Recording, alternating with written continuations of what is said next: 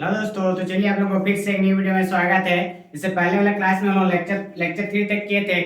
Class 9 का history subject है। Class 9 का हिस्ट्री सब्जेक्ट जिसमें हम फ्रांसीसी क्रांति का लेक्चर नंबर 3 तक कर दिए थे। आज हम लोग लेक्चर नंबर 4 में पढ़ेंगे कि फ्रांस जो राष्ट्र था, फ्रांस राष्ट्र में संविधान संविधान संविधान तैयार करने के लिए क्या क्या आंदोलन करना पड़ा। फ्रांस राष्ट्र के नागरिकों को प्रतिनिधि सभा में बैठक करके, ठीक है, तो उसके बारे में हम पढ़ेंगे। सब पढ़े थे हम लोग। जो दो दो नागरिक थे, एक था पादरी वर्ग का और एक कुलीन वर्ग का, जिसमें मिराबिये और आवेशिया था। जो मिराबिये था वो कुलीन वर्ग का था और आवेशिया वो पादरी वर्ग का था। लेकिन वो उन दोनों मतलब तीसरे स्टेट के नागरिकों के बात से सहमत था और वो लोग उन लोगों के बातों से सहमत था और उसमें भागीदारी लिए थे। और प्रतिनिधि सभा का बैठक में जब नेशनल असेंबली घोषित से पहले, जब फ्रांस राष्ट्र का राजा लुईस 16वां जब सभा का बैठक बुलाया गया, जिसमें प्रथम स्टेट से 300 नागरिक आए थे और द्वितीय स्टेट से 300 नागरिक आए थे। और उसके बाद तृतीय स्टेट से 600 नागरिक आए थे। और वहां पर सभा में मतदान कराया जा रहा था कि प्रत्येक वर्ग से मतलब प्रथम स्टेट से एक मतदान और द्वितीय स्टेट से एक मतदान और तृतीय स्टेट से एक मत देने का घोषणा किया राजा। फिर तीसरे स्टेट के जो प्रतिनिधि थे, जो पढ़े लिखे शिक्षित लोग थे, ठीक है, उन लोगों का मानना था, उन लोग बोले कि इस बार प्रत्येक वर्ग से एक मत का अधिकार नहीं, इस बार सबसे प्रत्येक नागरिक से एक मत देने का अधिकार होना चाहिए प्रत्येक नागरिक को, ताकि सब नागरिकों का, वहां पर जो फ्रांस राष्ट्र का जो आबादी था उसमें से 90% किसानी थे जो बहुत गरीब थे, ठीक है। तो गरीब लोगों का बात पहुंचने के लिए वो लोग सबसे मतदान कराने का मांग करने लगे, ठीक है। कौन? तीसरे स्टेट के जो शिक्षित लोग थे वो लोग मांग करने लगे। और प्रतिनिधि सभा में क्या किया गया था, वहां पर जो कारीगर, औरतों को, किसानों को अंदर आना वर्जित नहीं किया गया था, ठीक है, अंदर आना मना था। तो वो लोग 40,000 पत्रों के माध्यम से क्या किया गया, 40,000 पत्रों के माध्यम से चिट्ठी लिखे अपने सम्राट को, राजा को, कि हम लोग का क्या उन लोगों का समस्या है। गरीबी में जो कर बढ़ते जा रहा है, कर के चलते उन लोगों का जीवन जीने में बहुत संघर्ष करना पड़ रहा है। वो लोग पत्र के माध्यम से क्या किए गए, राजा को 40,000 पत्र लिखे, जिससे तीसरे स्टेट के जो नागरिक थे वो लोग क्या किए गए, वहां पर पहुंचाया गया। उसके बाद तीसरे स्टेट के लोगों ने बोले कि प्रत्येक नागरिक को एक एक मत देने का अधिकार होना चाहिए, ठीक है। तो प्रत्येक नागरिक को जब एक एक मत देने का अधिकार होना चाहिए, तो उनका जो राजा था लुईस 16 वो बहुत निरंकुश था, दृढ़ था अपने बात से। वो किसी का बात नहीं लेता था, वो अपने बात से टिका था कि प्रत्येक वर्ग से एक ही मत का अधिकार होना चाहिए, प्रत्येक वर्ग से, ठीक है। तो प्रत्येक वर्ग से अगर एक एक मत लेगा, तो प्रथम स्टेट यानी कि पादरी वर्ग जो ईसाई धर्म आते थे, चर्च लोग से एक मत लेगा, और कुलीन वर्ग से अगर एक मत लेगा, तो 2 मत अगर उसको मिल गया राजा को। और तीसरे स्टेट में 600 लोग थे, 600 लोग से अगर एक मत अगर नहीं मिला, लोग सहमत नहीं दिए, तो 2 मत से वो जीत जाता और अपने कर में वृद्धि के लिए मतलब घोषित कर देता अपने राष्ट्र पे। तो फिर वहां पर तीसरे स्टेट के लोगों ने क्या किया कि प्रत्येक नागरिक से एक मत मांगने का अधिकार लगाने का राजा को उकसाने लगे, राजा को बोलने लगे कि प्रत्येक नागरिक को एक मत देने का अधिकार होना चाहिए, ठीक है, ताकि जो 90% आबादी जो किसान लोगों का था, उन लोगों का समस्या हल हो सके। तब राजा ने उन लोगों का बात अस्वीकार कर दिया। जब अस्वीकार कर दिया, तो वहां पर जो सभा बैठे थे 300 600 और 600 1200 में से जो 600 नागरिक बैठे थे तृतीय स्टेट के, वो लोग सभा छोड़कर चले गए गुस्से से, ठीक है, क्योंकि राजा उन लोगों का बात नहीं माना। तो उसके बाद क्या हुआ, चलिए अभी समझते हैं। जिस बात नेशनल असेंबली संविधान का प्रारूप तैयार करने में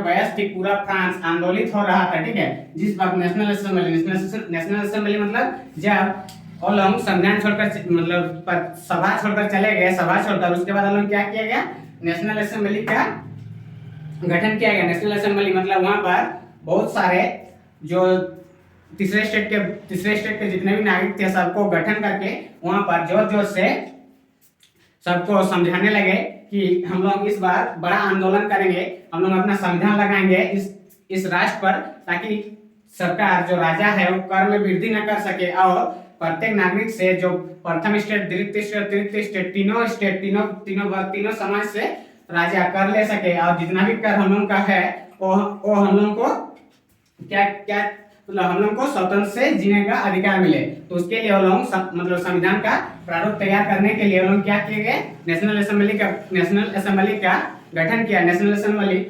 असेंबली में उस बार जब फ्रांस में आंदोलन हो रहा था, ठीक है, तो उस टाइम कड़ाके की ठंड के कारण फसल मारी गई थी, ठीक है। कड़ाके की ठंड के कारण मतलब एकदम ठंड के कारण उन लोगों का जो फसल था, जो छोटे किसान लोगों का, उन लोगों का फसल क्या हो गया था, बर्बाद हो गया था।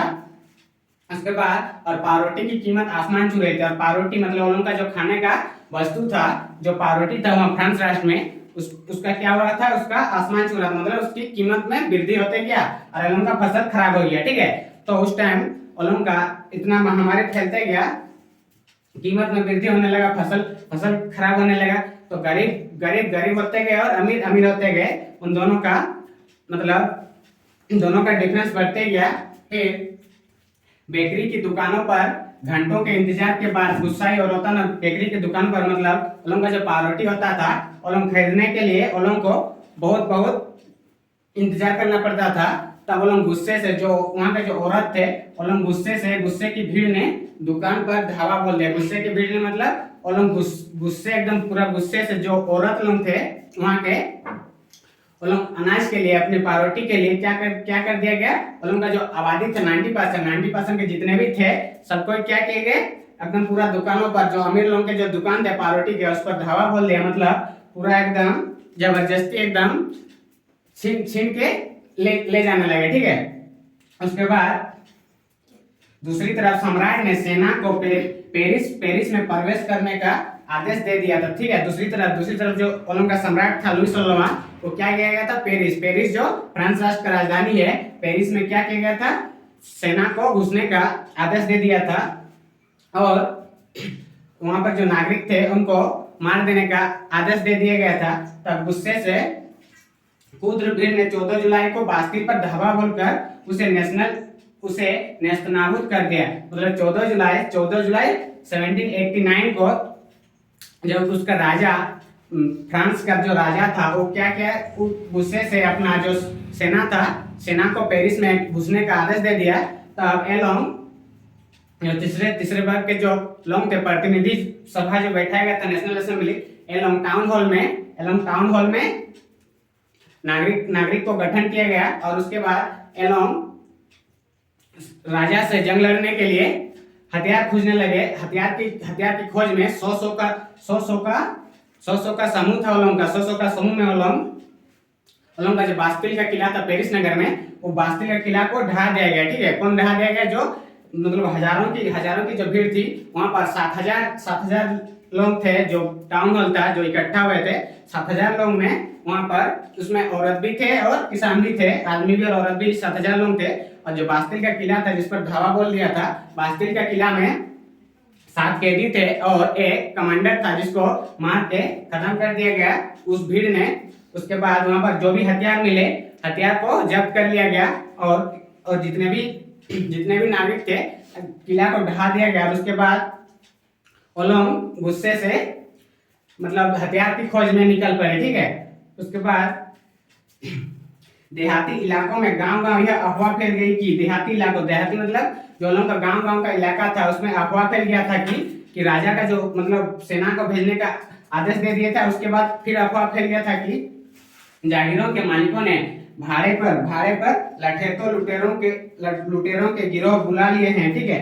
अफवाह फैल गया था कि वो जो मालिक था, वो क्या किया गया, अपने भाड़े पर लुटेरों सबको बुला लिए गए। और उन का जो पका हुआ फसल था, एक तो कड़ाके की ठंड से उन का फसल आधा बर्बाद हो गया था, और ऊपर से उन का जो राजा था, राजा के बीच में जो मालिक था, उन का जो मुखिया होता है, वो क्या किया गया, लठेतों लुटेरों को गिरोह में बुला लिए गए, ठीक है, और फसल को बर्बाद करने के लिए भेज दिया गया। तो ये क्या था, ये अफवाह था। तो इस अफवाह के चलते वो लोग क्या किए गए, जो इकट्ठा हुए थे टाउन हॉल में 7,000 नागरिक, वो लोग क्या किए, 7,000 नागरिक जो इकट्ठा हुए थे, वो लोग एकदम जो मिला उन लोगों को, जो हथियार मिला उससे राजा की सेना पर आक्रमण के लिए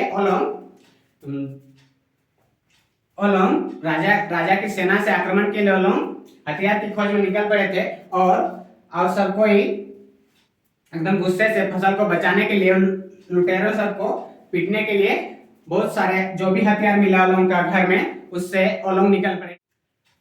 कई जिलों में भय से आक्रांत होकर किसानों ने कुदालों और बेलचों से ग्रामीण किलों पर आक्रमण कर दिया। ठीक है, कई जिलों में वहां का पेरिस नगर का जो जिला था गांव सब में वहां पर जब अफवाह फैल गया कि मालिकों ने लुटेरों सबको बुला लिया गया है फसल सबको बर्बाद करने के लिए, तो भय के कारण जो उन लोगों का किसान थे तीसरे वर्ग के लोग भय के कारण क्या किए गए, जो उनके पास हथियार था जो भी मिला किसानों का कुदाल हुआ बेलचा हुआ, ठीक है, तो ग्रामीण किलों पर जितना भी ग्रामीण किला था उनका उस पर आक्रमण कर दिया गया। ठीक है, किसानों पूरा आक्रमण एकदम भय के कारण पूरा एकदम आक्रमण कर दिया गया। ठीक है, उसको नेस्तनाबूद कर दिया गया कई किलों पर। ठीक है, उसके बाद उन्होंने अन्न भंडारों को लूट लिया। ठीक है, जितना भी अन्न भंडार था अमीर लोगों के कुलीन वर्ग के जितने भी अन्न भंडार के जो भी थे ये सब दुकान सब अन्न भंडार का सबको क्या क्या लूट लिया गया। ठीक है, कौन? किसान लोग किसके कारण? भय के कारण। ठीक है, भय के कारण जितने भी अन्न भंडार थे वहां पर जो आबादी था 90% किसानों में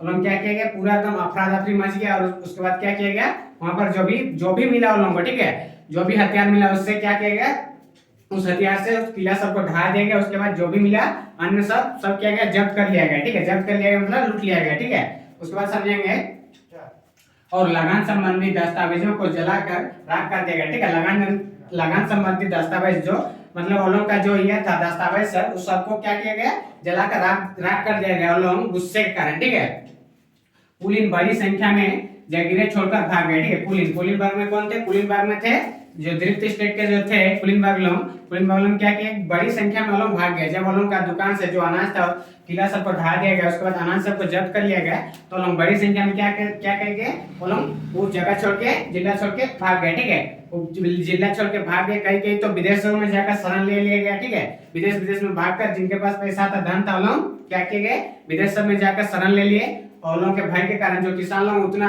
मतलब उस पर आक्रमण कर दिया गया, लोग सब अपना दुकान छोड़कर भाग गए। ठीक है, उसके बाद अपनी विद्रोही प्रजा की शक्ति के अनुमान करके, ठीक है, अपनी विद्रोही प्रजा किसको बोलेंगे, जो लोगों का राष्ट्र था फ्रांस राष्ट्र के जो राजा थे, राजा के जितने भी प्रजा थे, जो लोग गरीबी थे, गरीब प्रजा, जो भी गरीब नागरिक थे, गरीब किसान, उन लोगों को विद्रोही प्रजा बोलेंगे। तो क्या किया गया, अपनी विद्रोही प्रजा की शक्ति का अनुमान करके लुई 16वां ने अंत नेशनल असेंबली अपनी विद्रोही प्रजा की शक्ति के अनुमान मतलब वो लोग गुस्से के कारण जो हथियार मिला उससे आक्रमण कर दे रहे हैं हर किले में, तो उसका अनुमान लगाकर क्या किया गया, उनका जो सम्राट था राजा, वो नेशनल असेंबली गठन किया गया था, नेशनल असेंबली का, उसको क्या कर दिया गया, मान्यता दे दिया गया नेशनल असेंबली को।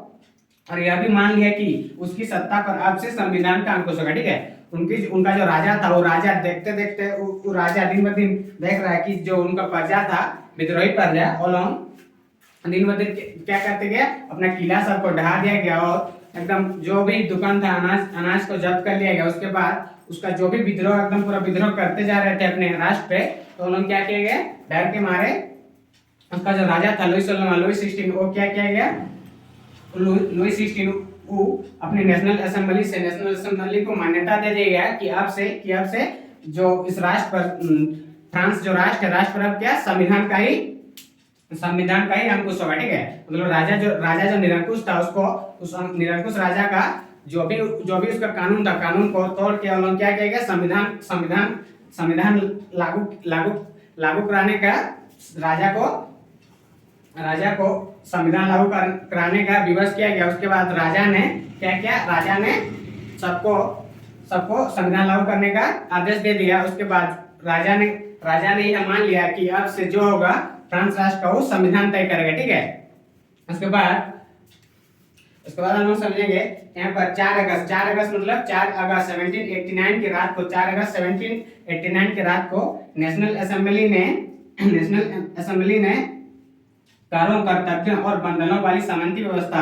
नेशनल असेंबली ने जो लोगों का गठन किया गया था, नेशनल असेंबली ने क्या किया, 4 अगस्त की रात को 1789 की रात को क्या किया गया, जो कर व्यवस्था था लोगों का, प्रथम स्टेट, द्वितीय स्टेट, तृतीय स्टेट, जो कर व्यवस्था था जिसमें कि तृतीय स्टेट के लोगों को ही कर देना पड़ता था, प्रथम और द्वितीय स्टेट के लोगों को कर देना नहीं पड़ता था, उस पर क्या किया गया, कारों और कर्तव्यों और बंधनों। कर्तव्य मतलब लोगों का कर्तव्य था कि प्रथम स्टेट के जो धार्मिक कर मतलब देना पड़ता था लोगों को, प्रथम स्टेट के लोगों को, चर्च लोगों को, वो कर्तव्य सबको और बंधनों की समानती व्यवस्था को छोड़ देने के लिए विवश किया गया। जो भी लोग कर देते थे तीसरे स्टेट के लोगों को ही, मतलब पूरे सरकार को तीसरे स्टेट के लोग ही कर देते थे, और प्रथम स्टेट के चर्च लोगों को भी कर देना पड़ता था, जो धार्मिक कर के रूप में, जिसे लोग अपने मतलब पहले से जो कानून व्यवस्था था लोगों का जो ये था, उसको क्या किया गया, उसको विवश किया गया। उसके बाद जो भी लोगों का कर में मतलब इक्वल क्या है कि प्रथम स्टेट, द्वितीय स्टेट, तृतीय स्टेट तीनों मिलकर कर देंगे, ठीक है। और जो कर्तव्य था, बंधन था, सब व्यवस्था को लोग विवश कर दिया गया। उसके बाद धार्मिक कर जो था लोगों का, प्रथम स्टेट चर्च लोगों को जो धार्मिक कर देते थे, धार्मिक कर समाप्त कर दिया गया। जो धार्मिक कर लोगों का था उसको क्या कर दिया गया, समाप्त कर दिया गया। और चर्च के स्वामित्व वाली भूमि जब्त कर ली गया।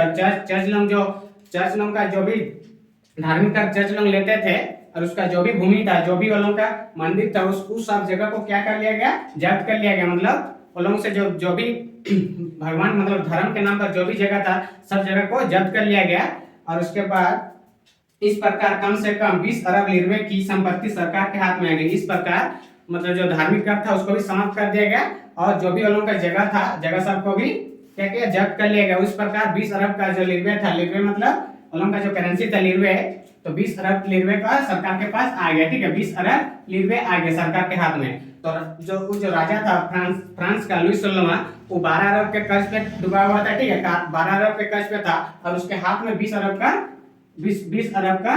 अरब लिरवे का संपत्ति हाथ में आ गया, ठीक है। तो राजा को अभी सबका एकदम ये हो गया, सबका माफ कर, जितना भी कर था लोगों का सब माफ हो गया। उसके बाद उसके पास 8 अरब लिरवे का कर बचा राजा के पास, ठीक है। तो इससे नेक्स्ट वाले वीडियो में हम लोग पढ़ेंगे कि जो राजा का जो भी व्यवस्था था, शासन व्यवस्था, उसको समाप्त कर दिया गया। जो तीसरे स्टेट के नेशनल असेंबली गठन किया गया था, उसके नेक्स्ट वीडियो में हम लोग पढ़ेंगे जो वहां पर संविधान का गठन कैसे करके हुआ, संविधान कितने रूप में बांटा गया, न्यायपालिका, कार्यपालिका और विधायिका, ठीक है, तीनों ये में बांटा गया। उसके बाद कैसे कानून व्यवस्था वहां पर संविधान लागू किया गया, इससे नेक्स्ट वाला वीडियो में पढ़ेंगे, ठीक है। तो आज के लिए इतना ही, थैंक यू।